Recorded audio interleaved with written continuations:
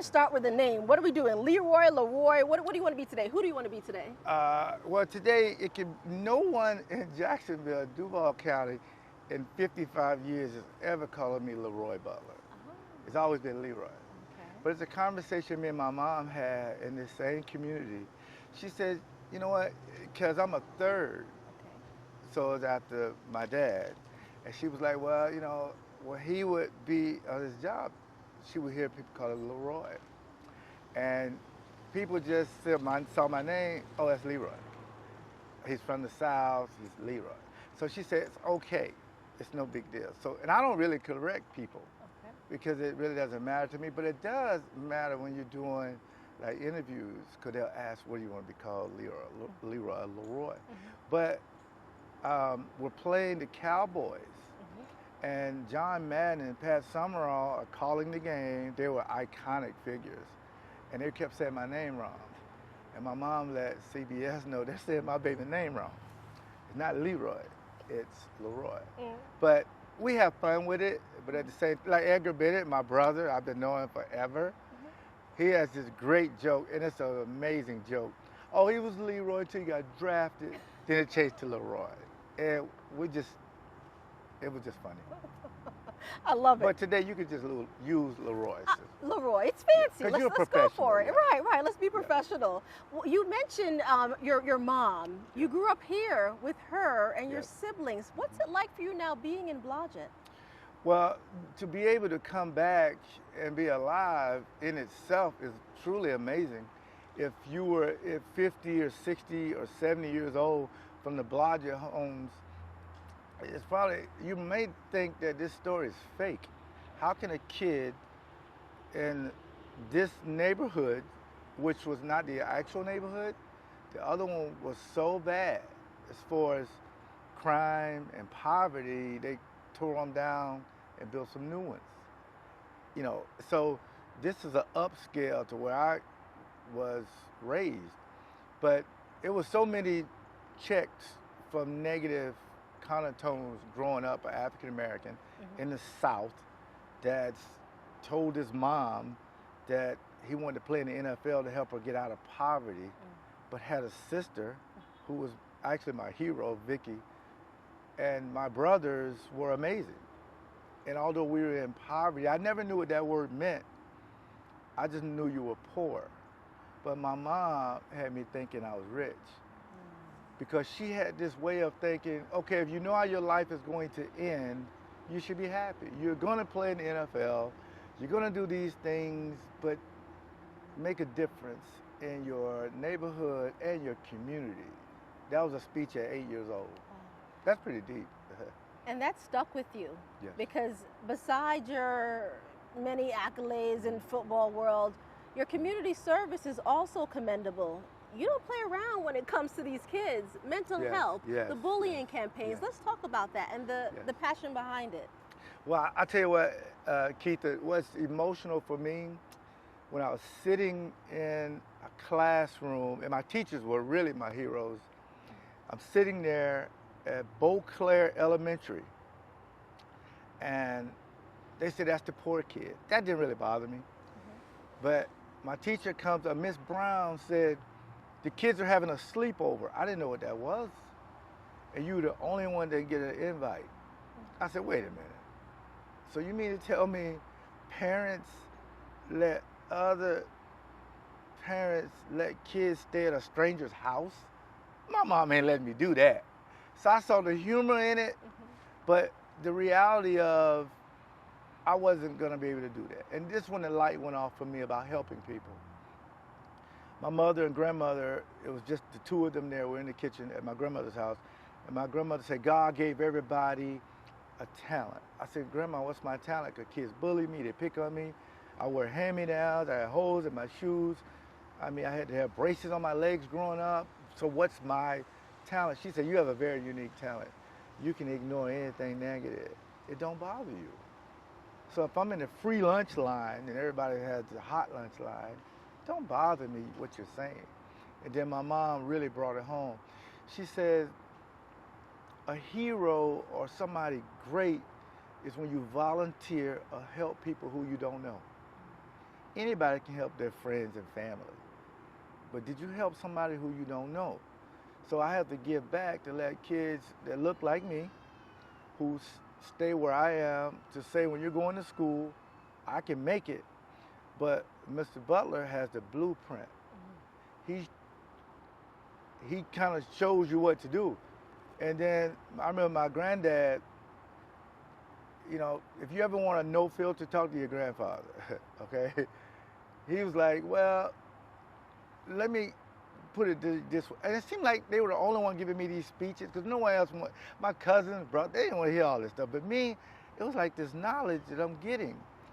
And he was like, if you ever become famous, and he said, well, let me put it this way, because he was trying to put it, because I'm so young. Right. He says, power is dangerous if you don't use it the right way. So basically, he was saying, if you ever make it, don't forget about these little boys and girls saying, did he leave us behind? Why are you taking the answers and not sharing it?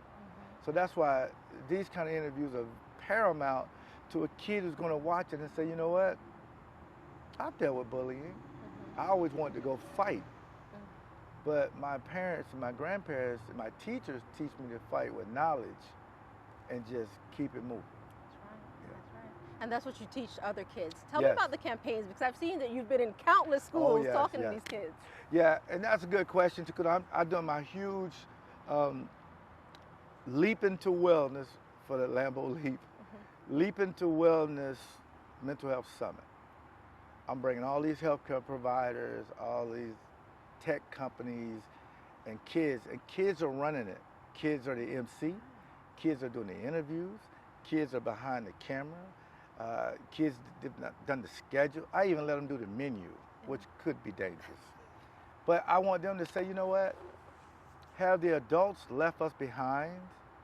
Because every summer, kids, they wild out. They get arrested, they break in cars, they steal cars. So we're trying to figure out a way to let them know that you have talent. Whatever you want to be when you grow up, let's get a plan and do it.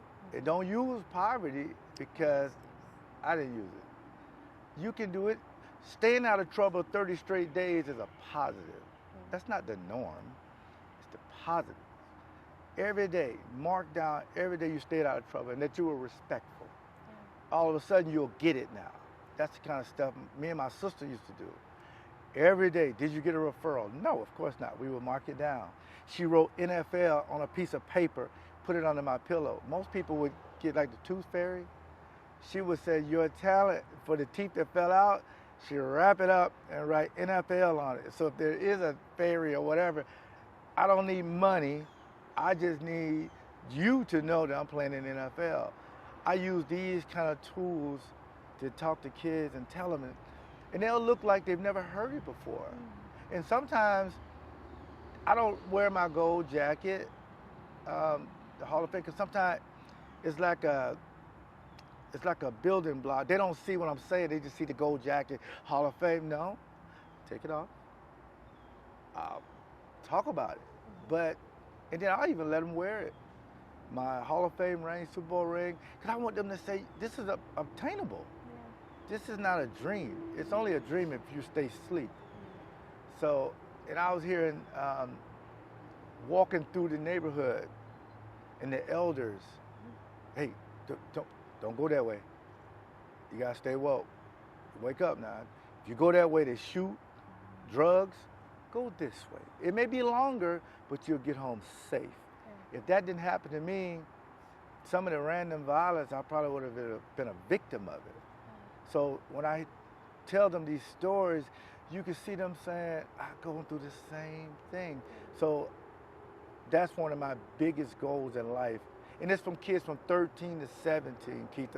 And the reason why, when you have a kid 12 and under in a class and talk about mental health, they're like, what is he talking about? I go to my grandma's house and eat chocolate all day, drink soda.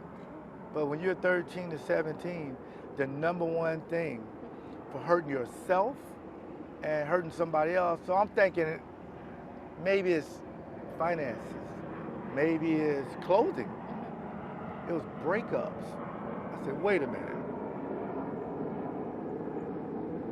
I'm letting the plane go. Yeah, please. It's fine. This one shocked me. You did the right thing. Yeah. This one shocked me. Okay. So we did a poll from 13 to 17. And I was like, what's the number one thing? I told my assistant, track what they're saying. It was 1,000 students. Break up. I said, wait a minute. Break up? Yeah, between 13 and 17, if you have a boyfriend or girlfriend, you break up. Most suicides happen. Wow. Or you go hurt somebody because you broke up with somebody. Yeah. So we have a therapist that talks specifically about breakups. Wow. First of all, probably shouldn't be dating.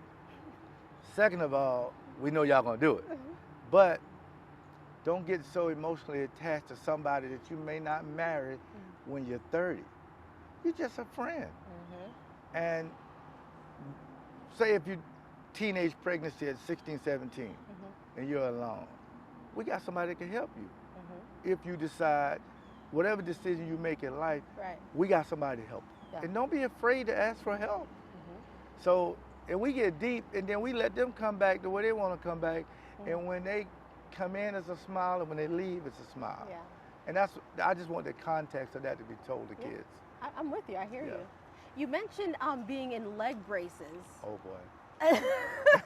Take us back to that, because you wonder to yourself, how does a child who can't even walk straight actually have the audacity to think he's going to make it into the NFL? Where does that come from? Well, again, my mom and my grandparents, they say you can do whatever you want to do, but you got to have a plan. So I go to Hope Haven, Jacksonville, and I was extremely pigeon-toed. My feet would turn like this.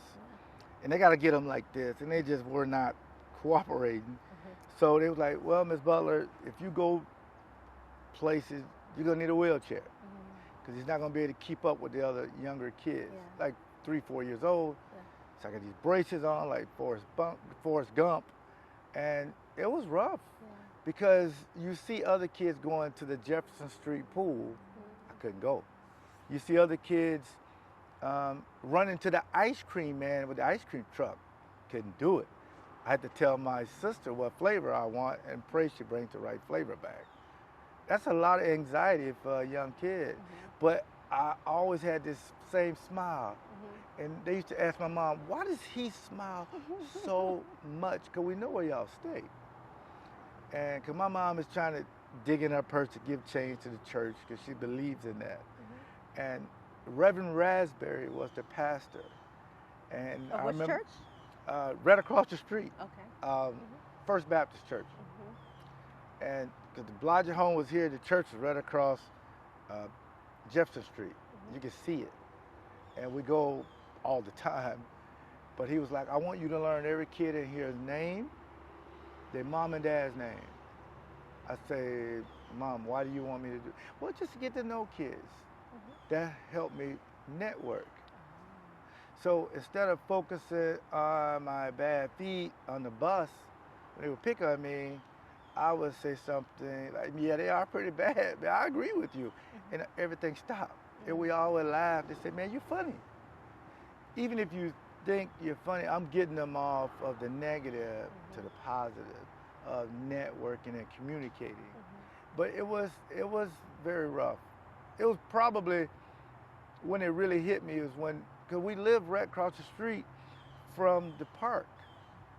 Now this one, it can really mess with your whole mental everything when you see every kid in the area playing sports.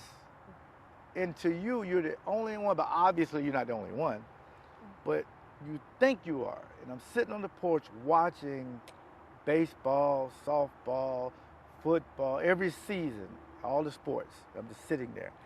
And my sister, it would break her heart. Don't you want to just go to the gate and sit in the bleachers? I said, no, I don't want to cross the street until I can play. She said, okay. She's like, wow. But why don't you come to the gate and watch like the other kids? I said, no, because it'll affect me a little bit different, because that's what I want to do. So she had a plan for me. My sister was brilliant. The plan was, she was a candy striper, which was like an intern nurse. Yeah. And I had to walk her to University Hospital. It's about a mile and a half. I was 13, I'm walking, and I'm walking with her. She was like, now, I get off at a certain time, just come back. I said, okay, great. So now she's giving me a purpose. I was almost like an Uber, but walking. Because I didn't want her to walk in this neighborhood by herself, like I was gonna do something if something happened. But to me, I knew I had to be there at 2 o'clock and I had to get up to walk her. And that really helped me because kids were just, they were really mean in a way, but I never even knew because I was like, man, you walking your sister? I said, yeah, ain't it cool? Not to mention she gave me $1 every time I did it. So it's those kind of things that I like to bring in when you talk to kids, because sometimes you could talk to them about certain things, it'll go over their head, but if I'm talking about me and what I get through, that I myself get therapy once a week for the last 25 years, oh, I get it now. So. Tell us about your NFL dreams. Where did that come about? When did it come about? Oh, that's a good question. The reason why that's a good question is you can be anything that you want, or you can think you want to be anything, but why the NFL? And me and my mom had a plan. We said, she said, okay, I'm glad you chose the NFL because the NFL is the ultimate team sport. Because I'm thinking, if I'm disabled or slow my whole life, 10 other guys can help me. So it's a team sport.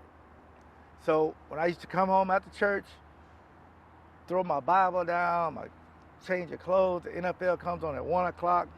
So I used to tell Reverend Raspberry, hey, we got to get out of here at 12:15.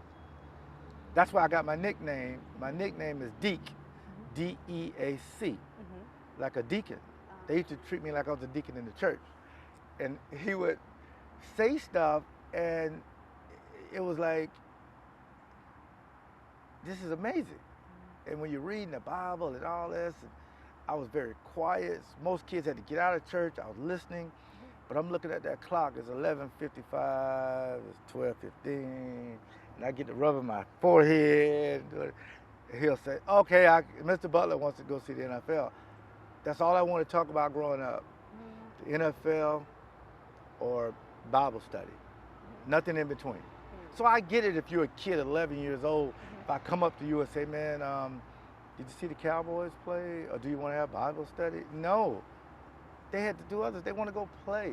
But for me, on Sunday, I'm in front of the TV and I'm watching it. And I was a Cowboy fan. First time I cried.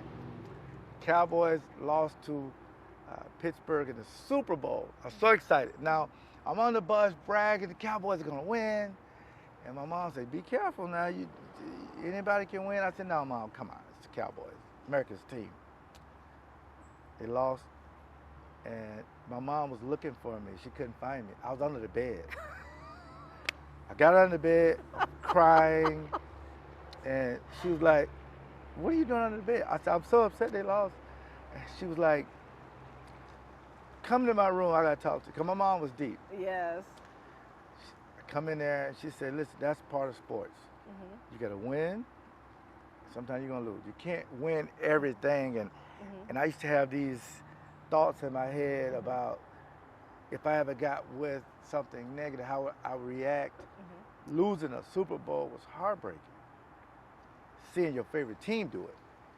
And in life, it actually happened. I won a Super Bowl, but I actually lost one. And I dealt with it because I thought about my mom telling me that. So I was all in for the NFL. That was plan A. There was no plan B. You know how they say, get something to fall back on? NFL, and my fallback, it was going to be NFL. I was wired in. My uncle come around, who was my father figure, Charles Durham, Uncle Vaughn. He would clear space for me to talk NFL. Wow. Everybody else didn't really want to hear it outside of my family. But when Uncle Vaughn comes, I'm so excited. The only bad news, he was a Steelers fan who beat my Cowboys. But he was like my mentor and the one that the discipline. Yeah. And he wouldn't even talk about another sport. If it was basketball season, he would talk NFL because he knew that it would be huge for me for that to come. So I give him a lot of credit because he put aside his life to help his nephew when I was like from 5-year-old all the way up to now. As a matter of fact, he was the guy, he got a job here to watch over me as the maintenance guy. Wow. So in the neighborhood, he would drive around like if something was broken, he'd go fix it. Yeah. Because he wanted to be by his family. Wow. So he could have done a lot of other things, but here's a way I could work and watch my nephew because I knew where he was located. I would go around there and sit with him on his little, like a little golf cart thing. Yeah, to drive around. We just talk about football. Yeah. And life and doing the right thing and don't be a statistic. And I was like, what do you mean by that? Because I didn't know what that meant. He said, well, statistically, African American in the South in the projects, people probably going to say you're not going to make it, but that's not true. You only won't make it if you let it. So the same message with my grandparents, my mother, and my uncle. Yeah, they kept you on that path the entire time. I'm just loving hearing your stories. I've got to ask you this though. You mentioned the gold jacket. Yeah. In an interview, I heard you compare it to a wedding dress. You got to break that down for me. This is true. Now, say you're a young lady and you've been dating a guy for, I'll use it in context, 16 years. Y'all got 5 kids. All your friends are married. You've gone to their weddings. You don't take a guy to a wedding to see a wedding.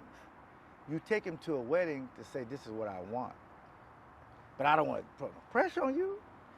But you don't actually think that if I was a young lady and seeing my best friend coming down the aisle looking beautiful, I hope she tripped.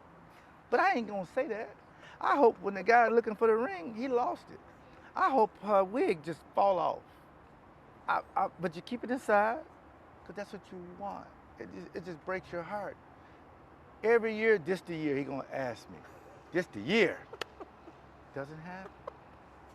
And then all your friends, girl, he should marry you. What's going on? Y'all got this house, kids, y'all got money, but you're just missing what I have. Next year's the year. Because he gave me some hints. We planned trips without the kids. Still ain't happening. And then you just kind of give up. God, I'm gonna let you have it. I'm done thinking, I'm done doing everything. And right when you give up, there's a knock at the door. Wow. Or it's him calling your dad, and your dad, Keith, kept it from you for a year while they planned it. And your mom is like, I'm gonna tell her. Nope, but I'm not gonna rob it. I'm gonna let him have his moment. So while we're complaining, he's planning.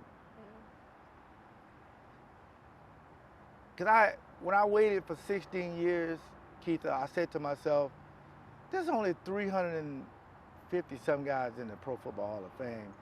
Maybe it's just not for you. Maybe he won't marry you, but y'all gonna stay together. Maybe you'll just date and whatever the title is. Because people see you together, but they don't see a ring. Because you know people look for, I don't see no ring.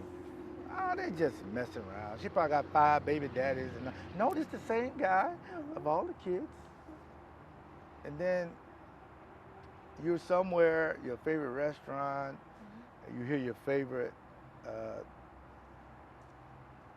tune, and the waitress said, what do you want to order? Oh, I already ordered for her. You did what? And then you see a guy coming over with a violin or something. You're like, what's going on? And you still don't know nothing. And then a guy comes over and say, we've shut all the music down. Your husband, no, this is just my boyfriend. No, your husband wants to propose to you. Wow. And that's like getting that knock. When you wait for so long, you're thinking, I don't know if it'll happen. But once you see the ring or the gold jacket, in is in. I don't care about them 16 years. I don't care what my girls say, because my wedding is better. And there's context to it. Most of them got divorces anyway. Me and my guy. Because that's what people ask me what it feels like. Yes. So I want people to know, grown people, that's what the Hall of Fame is all about. Yeah. You think, now I'll say this now, the guys who get in the first time, the first ballot guys, see, me and Tony Baselli had to wait a long time. I'm sure they enjoy it, but it's not as, they knew it was going to happen. Yeah. But having, and when I say the kids, those are the Pro Bowls and the All Pros, the context. When you got all these things that you say you should be married or you should be in the Hall of Fame, you're just hoping it happens. Then you say, God is good. And because to go from where we are now to a split screen of me doing my Hall of Fame speech is truly, truly unprecedented. And it would never happen again because there's no more Bellagio homes, but I think it will happen again because I get the flow of his story now. I get how he thinks, that even if I don't really know what he's talking about, he'll make an example that, hey, I know that. So to make people do their homework to say, oh, I get it. So yeah, it's definitely like a wedding. Because it's all about you. You felt, it was. It is. It still is. I try to be humble. I try to be what my grandmother on this side, my mother here, calm down. Don't be so narcissistic, which I'm not. But it's all about you. Yeah. When you're getting married, it's about your wife that day. You make sure everything is about her. Of course, that's why you have to wait for her. And that you have to be patient. But sometimes you give up in life. And Did you give up at a point? That's what I'm saying. When you give up. Did you give up is the question? No, it's the context of when you give it to God. That's like giving up. I let him stress over it. I'm not finna stress free. But if you don't give it to God, then you do say, well, I'm done. And then I'll make you be mean to him and mean to the kids. Or look at all your accolades and compare them to John Lynch or Steve Atwater. No, I should be in instead of them. No, they were in first. Your path is coming. So you just stay the course and don't just believe in what you believe and give it to God. And that's the most. Because that's a good question. I could have gave up time, but my parents, my teachers, they would not let me. No, they would not let me. Hall of Fame, Lambeau Leap, Super Bowl, of all your accomplishments overall, not just sports, think about overall, what are you most proud of? Wow, that's a deep question. Because it's almost like picking who's your favorite kid, right? Because I have 7 kids and my son's my favorite. Don't tell the 6 daughters. But to me, I guess I'm more proud of all my accolades. If I had to do a Jacksonville answer, the one I felt like big shot is when they said out of 100 years, I was one of 33 players in the state of Florida. That one is that was the ultimate to me, because I did it at Robert E. Lee High School, now Riverside, in the South. And my mom was so touched by that because she know what happened leading up to high school. All this negative things, the crime, the violence.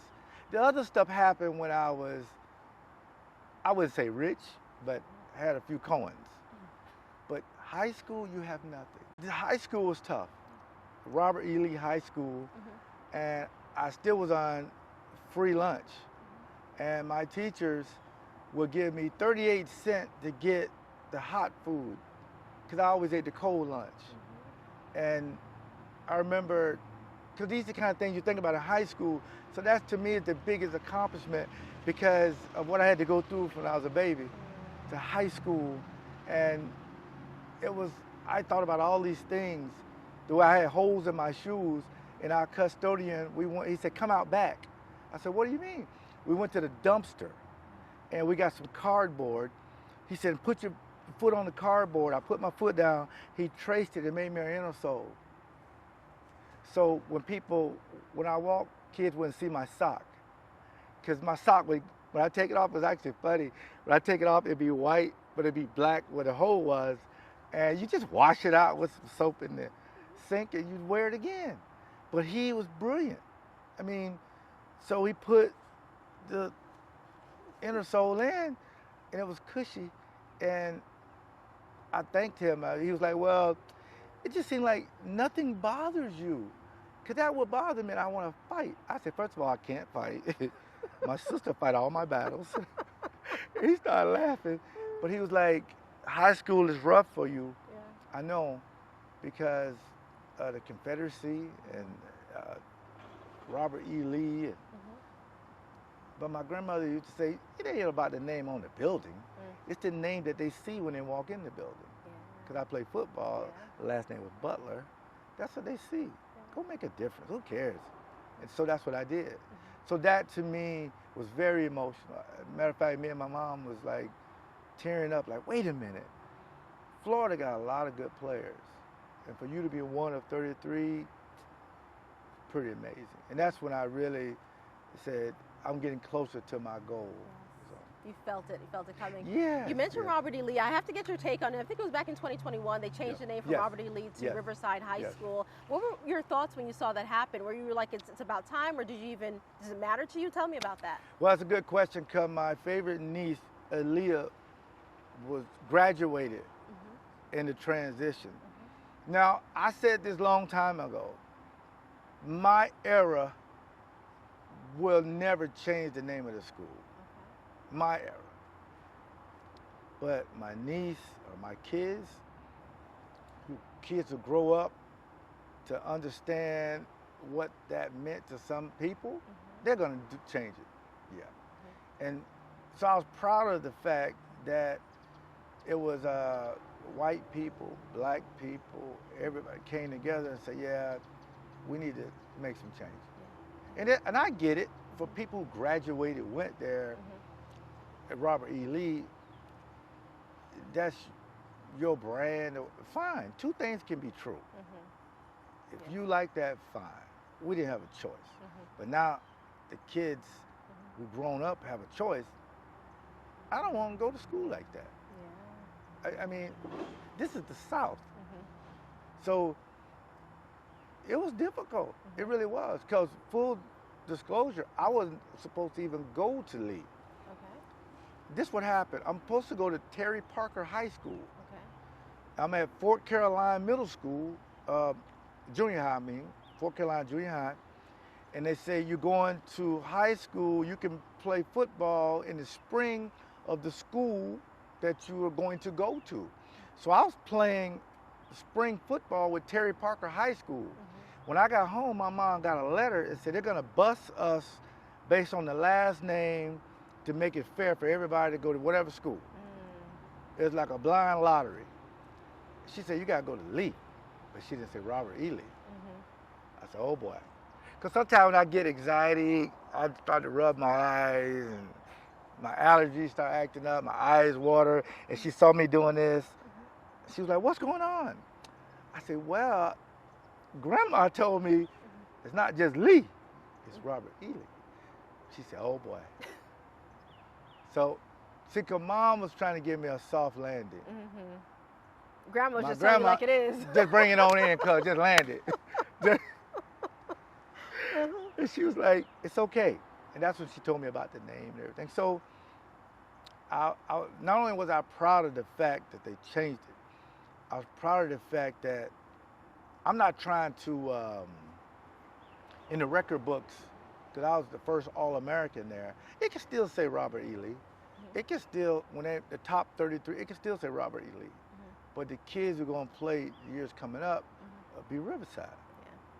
again, two things can be true. Yeah. But it was tough. It was tough. But it just seemed like to me, the one person that recognized that was head coach Corky Rogers. And we had black kids and white kids. Man, we all got along. Yeah. And Coach Barrett, who's white, I would go to his house, eat, drink, sleep. His wife was like a auntie.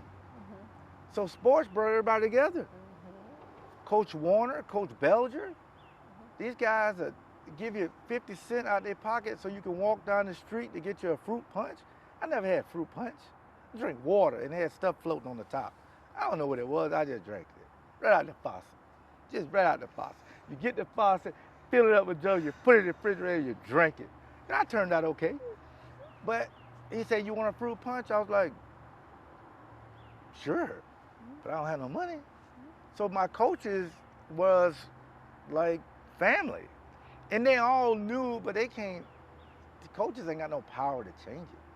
So they would teach us that we're gonna need everybody together to win games. And that's what really brought race in a school. I think we shocked other schools because they were thinking we were fighting because of the name, but we never cared about that. You didn't think about it. Yeah, we were bigger than that. Yeah. You know, there's so many things you say that are just, you're a fun guy. Everybody knows that, right? You're pretty jovial. Where did that come from? Is that the uncle? Where did it come from? Where's that personality? Yeah, that's from my brothers. Your brothers, okay. Yeah. My two brothers, Michael and Darian. And Doug, my other brother, was kind of like the manager. Because he would like only laugh if it was funny. But my two brothers, anything I said, they would laugh. Because they know I was special needs, they said it was almost like, because one of my favorite comedians is Bernie Mac. Oh, really? Yes, I love Bernie Mac. And when he passed, it really touched me because he was like me. Even if you didn't think he was funny, his delivery was platinum. And I got that from my two brothers to this day. Like if I'm around my niece and nephews, they just come over because they, like my grandkids may want to talk about TikTok. And my older niece and nephews want to talk about business. Yeah. I can do it all, but I try to lower the temperature by just kind of taking all the negative stuff out and just having fun and smiling.